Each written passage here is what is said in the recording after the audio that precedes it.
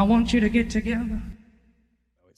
And another way that really just dawned on me when you're making the note about laughter and crying and how they're a similar, expression and similar muscle movement, expression of the nervous system, um, pranking, right? I don't know how natural pranking is to human culture. I wonder if, like, pranking is something that goes on in like more, tribal situations. Not that's any example of like primitive, but I wonder like how universal rather pranking is, because there is like a, you know, I'm sure everyone's experienced like the fun side of it when it's lighthearted and there's not a lot of real consequences and you get this kind of excitement and thrill. But when a prank does go wrong, and I'm sure most people have experienced this, especially if you have like siblings like I do, you feel bad about it. It ends up, you realize like, oh, that wasn't worth the payoff, right? And I feel like clowns, that's almost what they get off on, like, and that's kind of their whole point is like, at least what I've seen of clowns on TV, it's like a lot of like, squirting water out at you from a flower or hitting you over the head with something big but kind of soft or whatever, whatever it is. And it just, yeah, it does kind of expose a part of our human psyche that we all kind of indulge in. But yeah, I wonder, that if that's like what you describe in one of your videos, like loosh, like that's kind of like the heart of that experience, maybe in a more innocent way in the form of pranking. Yeah, absolutely. I think in terms of pranking, there are examples of Nephilim creatures in the North American plains of the tribes of that time who contended with the mound builders, these giants that were kind of in the land. And there's one particular story that the Duwamish people had to deal with, and they called them the Nung Nungs. They went by many other names, but they called these creatures, these giants, this other tribe of giants that lived in the same territories as them, as the Nung Nungs.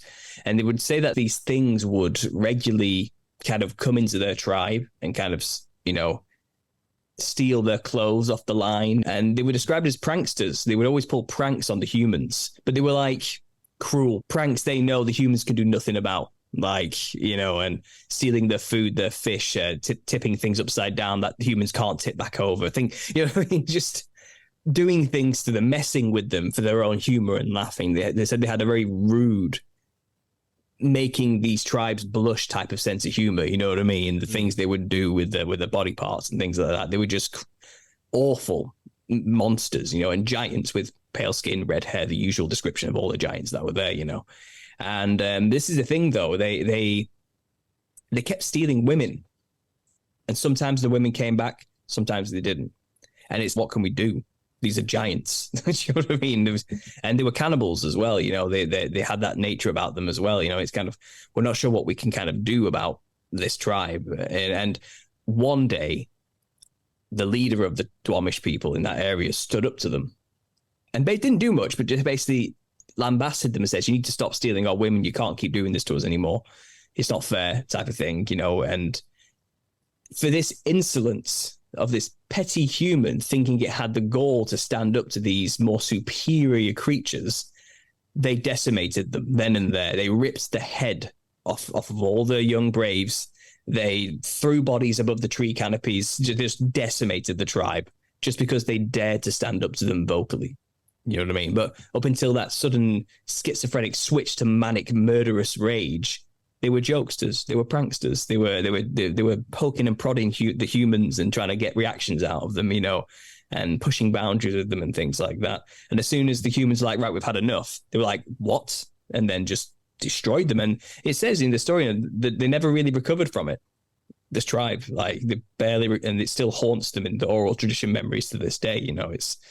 And I find it interesting that they're described as tricksters, pranksters, as you're talking about. Maybe that's why naturally we do feel a bit cheated when we've been pranked. Maybe there was something from this past again. Maybe there was something very irreverent about these Nephilim creatures when they were around that we kind of have a disdain for maybe now in the modern day. I don't know, but I'm just spitballing here from these stories I've heard. But there's something there. In terms of laughter as well, there's a drug called Salvia divinorum. I'm sure you've probably heard of it. You can come in different strengths. It usually goes by times, doesn't it? And I believe that plant is actually one of the most powerful psychedelics on the planet. It's equal to, if not more so, than dimethyltryptamine.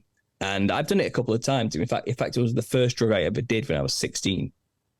Not really understanding anything about DMT by this point, or that it was equal to or on par with the most. I didn't know all that, but I did it anyway. And one of the main side effects I had, other than going to another dimension, was manic laughter. I couldn't stop laughing. And it got to the point where I'm howling in, trying to stop laughing, that it hurts. I'm in pain because I'm trying to stop laughing and I can't. And fear sets in, but I still laugh. And the laughter suddenly, going from laughing, starts to sound like wails of pain. Very quickly it switches, but it's laughter and it's pain at the same time. It's a weird sensation of feeling, and you can't stop doing it.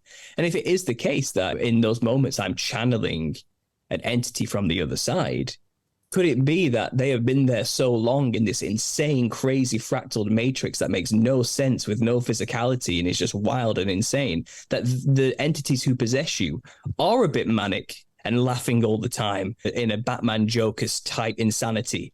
And when they possess people, laughter is what comes out straight away, because they just see everything is just a joke to them, because they live forever in this prison of insanity, of chaos, and maybe laughing is all they do, in a sense. So that's why we get this bleed into the physical realm of symbolic characters like jesters and jokers and clowns to represent them. Yeah. Maybe that's another way it bled into the physical from the spiritual. Because again, if you just watch videos of people tripping on salvia, man, it's scary. It's a common effect, this manic laughter of pain and fear. It's insane. And it's interesting because, not with salvia in particular, although I'm not 100% knowledgeable on all things Native American myths. So, hey, there could be a story out there that's similar. But when it comes to ayahuasca, I'm sure you've heard this. Yeah. The tribes describe spirit beings or plant beings telling them, hey, put these two things together. There's hundreds of thousands of varieties of plants in the Amazon, and they're like, no, take this one and this one, put it together, and you get this amazing thing. And, there are so many interesting experiences that people have. I'm sure you've looked into this, but one experience that I remember reading a long time ago was by an author named Michael Harner. His book is The Shaman's Way. And he takes ayahuasca. I think he was one of the first Western anthropologist types to do something like that and then record it. And he describes, going off on this kind of Egyptian style, a funerary boat with these blue jay headed Egyptian bodied deities, the same way we see in hieroglyphics where it's like a human body and an animal head, just kind of juxtaposed, it's a little shocking.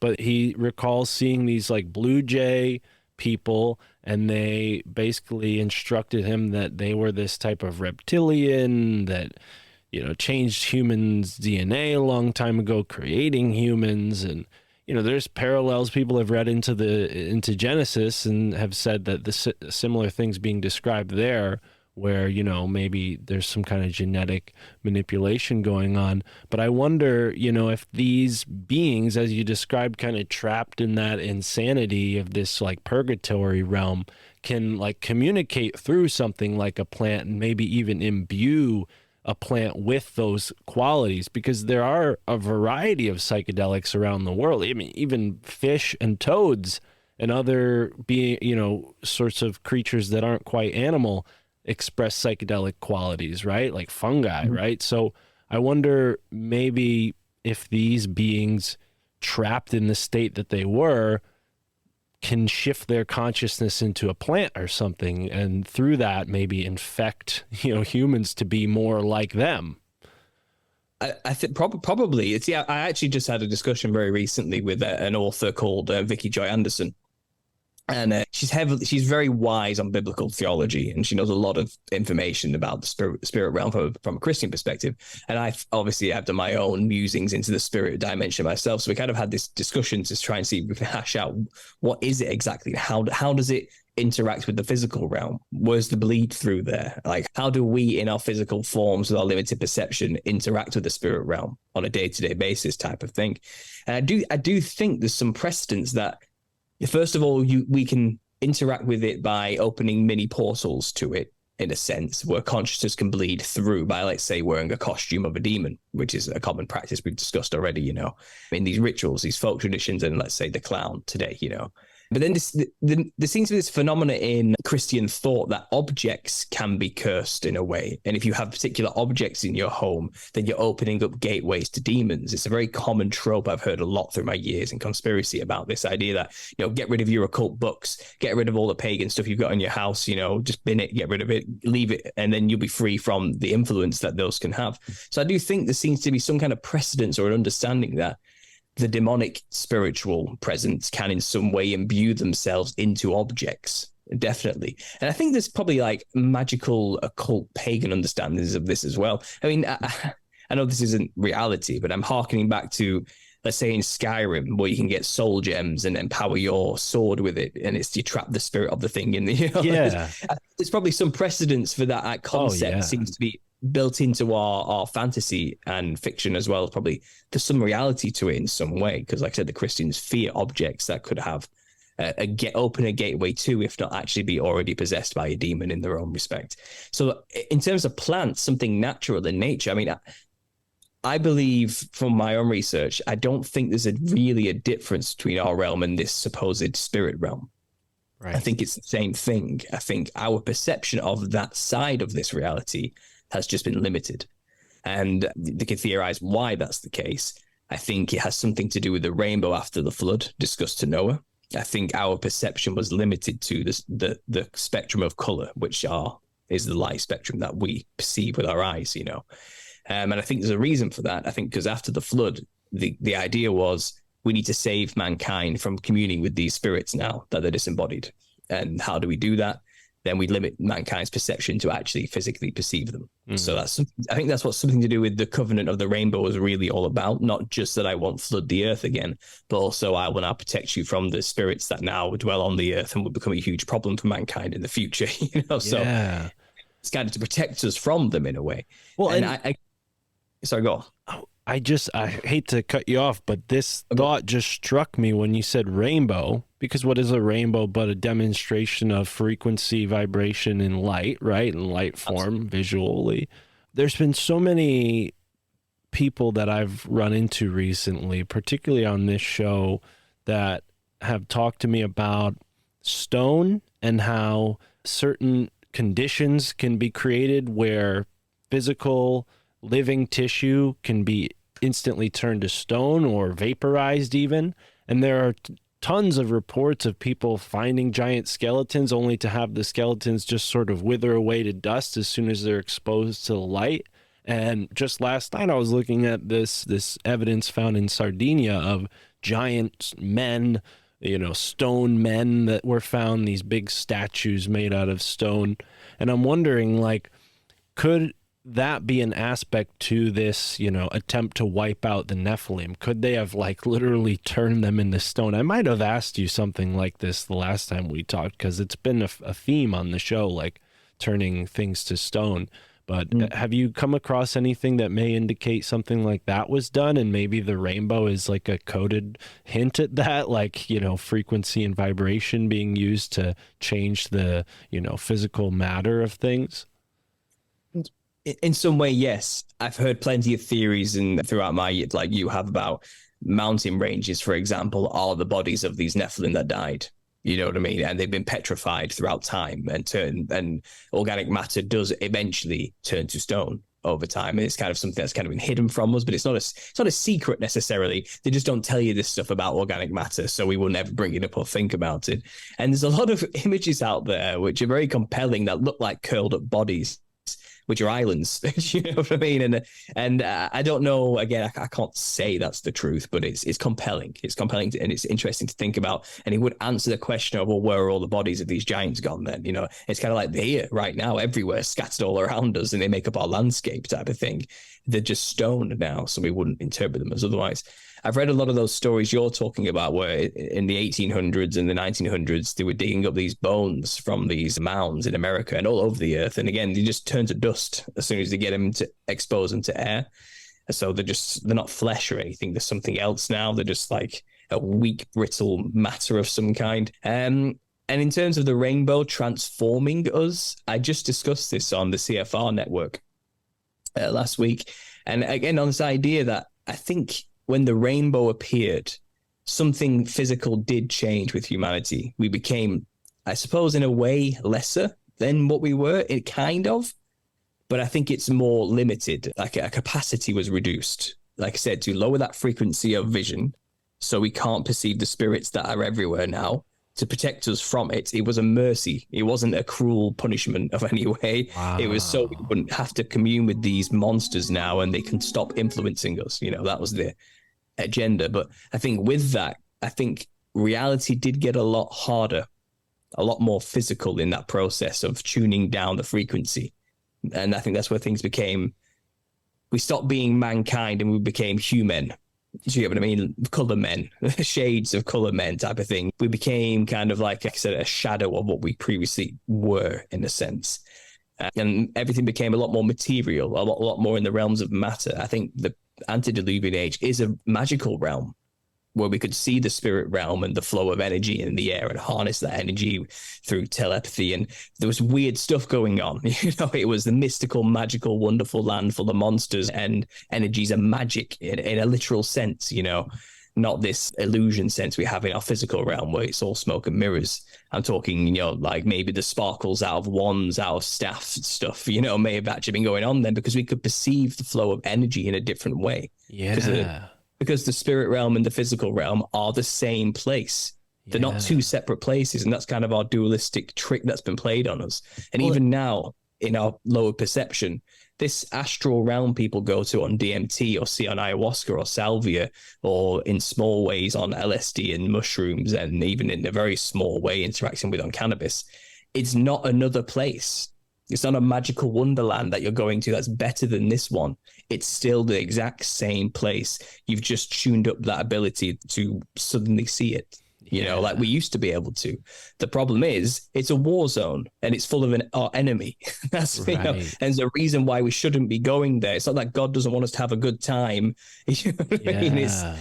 It's a serious reason. You know, if you go there ignorant that there's even a war happening and that there's even an enemy to contend with, you're cannon fodder, you're doomed, you know, and you'll believe anything they say to you. How are you going to question them? You're given into astonishment. You're blown away by this wonderful realm that you didn't even know existed. And it's kind of, in that moment, you're susceptible to be told anything. And it's usually what they tell you, as you were hinting at earlier, you know, they tell you you're a god. They tell you, you know, that, or we're your creators. Oh, we're from the fifth dimension or something, you know, we're better than you. You know, we're here to teach you how to become ascended masters like us, you know. They'll say something to make God out of the picture, to make you think you're a god or the potential to be God and that they are better than you. That's usually the lie. But the problem is they tell a different story every time. The stories don't add up. Everyone gets told whatever they want to hear, whatever will work for them. They'll tell you that. And they've been watching you for a long time. They know what you need to hear to be manipulated. They're not stupid. Right. You know, they're thousands of years old. They've watched mankind. We die in a short period of time. We're ignorant. We don't learn a lot before we die. They've been watching for a long time. They know how to push our buttons. And it's a war, and we're the enemy to them. You know, we live the life they wish they had. We have a body. You know, like they have not got that, and they want it. We are the prize at the end of the day. And this is what possession is truly all about. Now, I don't believe they can truly possess our bodies in terms of own our bodies.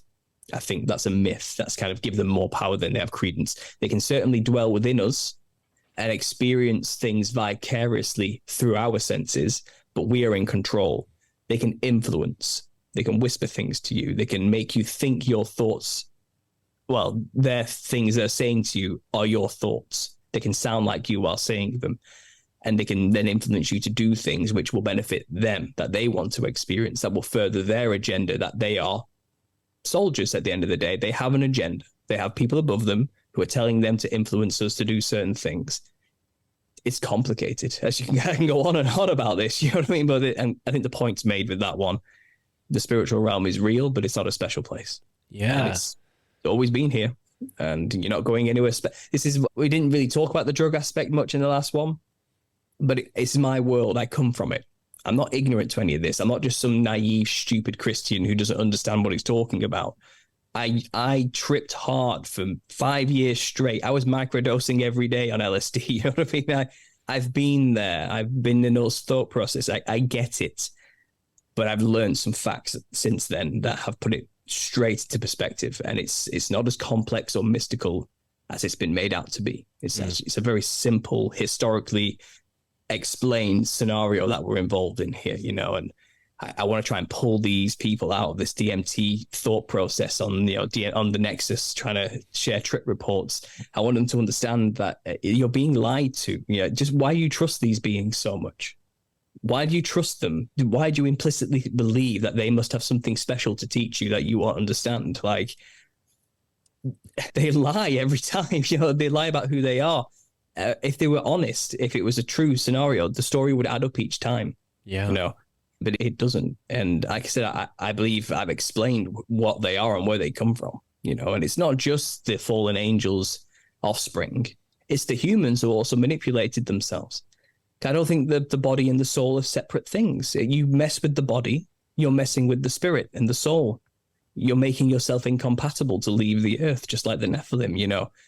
The spirit, the spiritual and the physical are one in that sense. They're not separate entity. I think a lot of people misunderstand what it's meant by, you know, we have a soul or a spirit, let's say, you know, and we have a body. I think people imagine like the soul is controlling the meat puppet in some way, and we're not our bodies. And that's not the case. We are an embodied soul. The body is a reflection of the soul. The one cannot exist without the other, effectively, type of thing. Nephilim are spirits. They don't have a soul like we do. That's why they're kind of stuck on Earth in a way. And I do think when the humanity manipulated their flesh, they destroyed their soul. And now they're nothing but wandering spirits along with the Nephilim they try to be like, you know. And these creatures are vast, they're innumerable, they are legion, they describe themselves as. I think because of their weird disembodied form, they're kind of melding together with each other in that realm, and they are now like a hive mind, weird mentality of some way, you know, and communicate like the Borg, like a machine.